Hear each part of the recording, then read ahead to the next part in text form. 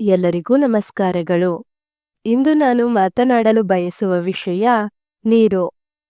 ನೀರು ಜೀವಿಗಳ ಮೂಲಭೂತ ಅಗತ್ಯಗಳಲ್ಲಿ ಅತಿ ಮುಖ್ಯವಾದುದು. ಎಲ್ಲಾ ಜೀವರಾಶಿಗಳಿಗೂ ನೀರು ಬೇಕೇ ಬೇಕು. ಸೌರವ್ಯೂಹದಲ್ಲಿ ನೀರನ್ನು ಹೊಂದಿರುವ ಏಕೈಕ ಗ್ರಹವೆಂದರೆ ಅದು ನಮ್ಮ ಭೂಮಿ. ನಮಗೆ ನೀರು ಅನೇಕ ಮೂಲಗಳಿಂದ ದೊರಕುತ್ತದೆ. ಕೆರೆ, ಬಾವಿ, ಬೋರು, ಹಳ್ಳ, ಕೊಳ್ಳ, ನದಿಗಳಿಂದ ಸಿಹಿ ನೀರು ದೊರಕುತ್ತದೆ.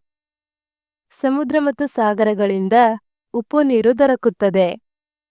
ನೀರಿನ ಸ್ವಾಭಾವಿಕ ಮೂಲ ಮಳೆ. ಭೂಮಿಯ ಮೇಲಿನ ನೀರು ಸೂರ್ಯನ ಶಾಖದಿಂದ ಕಾದು ಆವಿಯಾಗಿ, ಮೋಡವಾಗಿ, ಮಳೆಯ ರೂಪದಲ್ಲಿ ಮತ್ತೆ ಭೂಮಿಗೆ ಬೀಳುತ್ತದೆ. ಎಲ್ಲಾ ಜೀವಿಗಳಿಗೂ ಕುಡಿಯಲು ನೀರು ಬೇಕೇ ಬೇಕು. ನೀರನ್ನು ಕೃಷಿಯಲ್ಲಿ ಉಪಯೋಗಿಸುತ್ತಾರೆ. ನೀರಿನಿಂದ ಜಲವಿದ್ಯುತ್ ತಯಾರಿಸುತ್ತಾರೆ.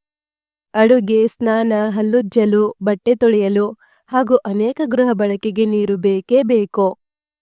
ನೀರಿನಿಂದ ಸಸ್ಯಗಳು ದ್ಯುತಿಸಂಶ್ಲೇಷಣೆ ಮಾಡುತ್ತವೆ. ನೀರಿನಿಂದ ಪ್ರವಾಸೋದ್ಯಮ ಬೆಳೆಯುತ್ತದೆ. ಹೀಗೆ ಎಲ್ಲದಕ್ಕೂ ನೀರು ಬೇಕೇ ಬೇಕು. ನೀರಿನಲ್ಲಿ ಮೀನು, ಆಮೆ, ಮೊಸಳೆಗಳಂತಹ ಜಲಚರ ಪ್ರಾಣಿಗಳು ವಾಸಿಸುತ್ತವೆ. ಸಾಕಷ್ಟು ಕೈಗಾರಿಕೆಗಳಿಗೆ ನೀರೇ ಆಧಾರ. ಧನ್ಯವಾದಗಳು. ಇದೇ ರೀತಿಯ ಸಾಕಷ್ಟು ವಿಡಿಯೋಗಳಿಗಾಗಿ ತಪ್ಪದೆ ಪ್ಲೇಲಿಸ್ಟ್ ಅನ್ನು ನೋಡಿ.